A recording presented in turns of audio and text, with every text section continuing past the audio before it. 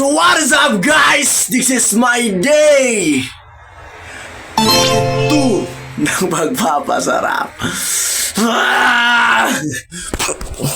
So nandito na naman tayo guys sa ating day 52 ng ating pagpapasarap. So ito na naman yung panibagong vlog, panibagong araw, panibagong video ng ating pagpapasarap guys. So ngayon guys, samahan nyo ako guys sa aking pagpapasarap guys. Narekta na rin ako guys sa aking lunch guys kasi hindi ako nagbe-breakfast guys. Sinasabayan ko ng intermittent fasting guys yung pagda-diet ko guys. Ini-skip ko yung breakfast guys para mas makontrol ko yung pagkain ko sa lunch. Yun guys.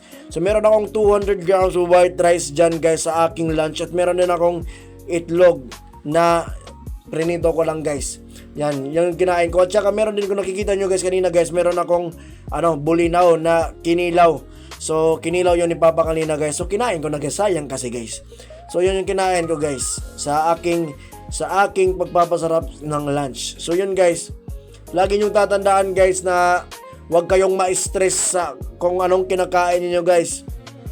Kainin niyo kung anong meron sa lamesa niyo. Lalo na guys kung palamunin pa tayo guys. Dahil ako guys, palamunin pa rin ako guys. Wala pa akong pang-budget guys sa mga kinakain ko guys. So yung afford lang natin guys is, ang afford ko lang is yung itlog lang guys. Kasi tag 12 pesos lang guys sa tindahan namin guys. So walang hadlang guys para magpasarap tayo guys. Importante may protein tayo guys sa aking kinakain at saka may fiber. At pagkatapos guys, nakalimutan ko magtimpla ng aking coffee guys, yung aking Nescafe stick na na black coffee guys, pero walang yang halong sugar guys, walang halong sugar. So napasok pa ako diyan guys. So nagtimpla ako guys na sinabayan ko lang magkape guys katapos kumain guys.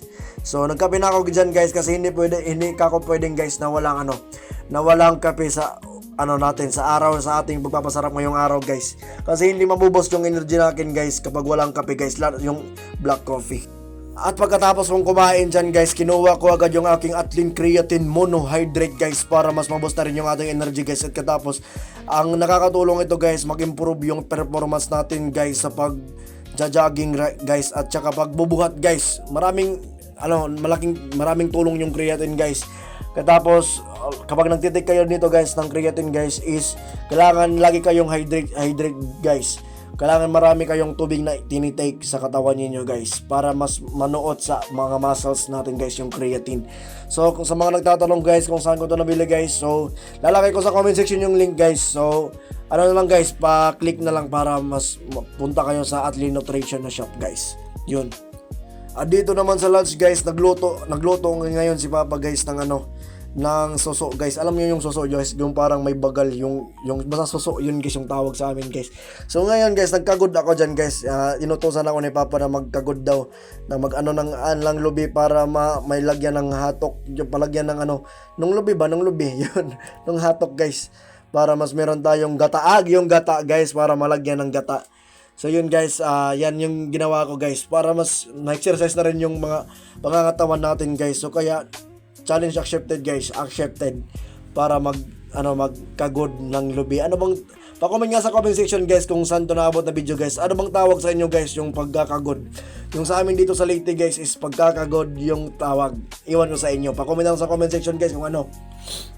At dito guys, yan yung lunch ko guys. Meron akong tinimbang ko yung kanin ko guys na 200 grams of white rice at saka meron din akong itlog guys na linoto ko guys. Meron akong dalawang itlog lang yan guys na linoto ko, sunny side up guys yung linoto ko. At syempre guys, haluan natin yung linoto ni Papa guys na suso. At saka rin guys, meron yung mga utsan guys, mga vegetables guys na linagay guys para na rin sa ating source of fiber guys. So yun guys, kumpleto ako. Meron akong carbs, meron akong fiber at meron din akong protein guys. Kompleto Ricardo Sen guys. Yung linuto ni Papa guys yung suso, tapos may gata siya guys. So meron akong 200 grams of white rice, meron akong itlog at saka yung mga oatsan guys. Iwan ko sa kung anong tawag dyan guys, basta oatan yan guys. Meron siyang fiber guys, sure ako guys. So yan yung lunch ko guys. So hanggang dito lang muna sa video na to guys. Make it follow na lang ako guys at balik na rin at share. So nasa day 52 na tayo guys ng ating pagpapasarap guys. So sumabay na kayo guys para sa mga nag-iisip-isip pa dyan na magpapasarap guys. So sumabay na kayo dito sa ating pagpapasarap version na to guys, sa video na to guys.